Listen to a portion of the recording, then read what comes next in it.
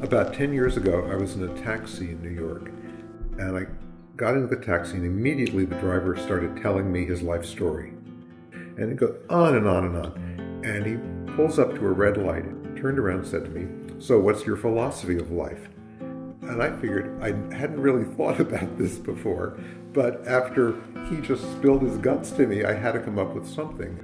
And his, don't be upset about things you've no control over.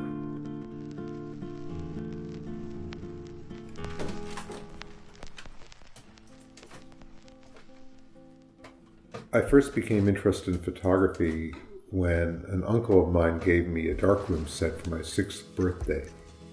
By the time I was 14, I had 2 Nikons and 2 Leicas.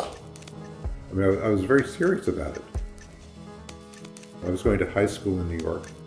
And my senior year, I think I had really stopped attending classes. I really just essentially stopped going to school, and I had a job as a photographer for an orchestra in New York. During that year, I made a short film that was shown at the filmmaker Cinematech the same night that Warhol showed The Life of Juanita Castro and was introduced to him afterward. So I asked him if I could come to photograph at the factory. He said yes, and started going to the factory every day.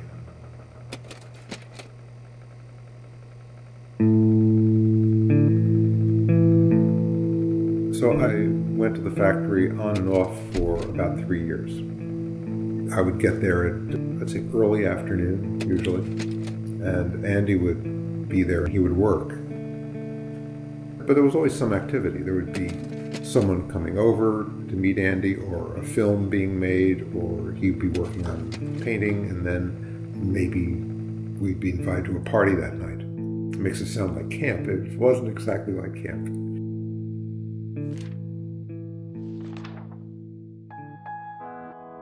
One of the things I got out of going to the factory was I got to watch an artist making aesthetic decisions.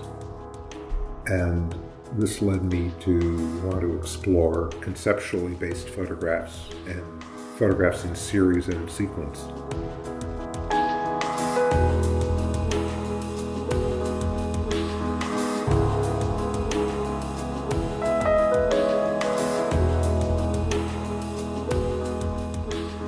How I develop a new project varies with the point I am in my progress. Sometimes I kind of stumble onto it. My most recent project is photographing in the Ukraine. The photographs are mostly of Holocaust survivors and their surroundings. I had never photographed content as charged as this before. And sometimes an artist can have a greater sense of what they really want in a more limited environment.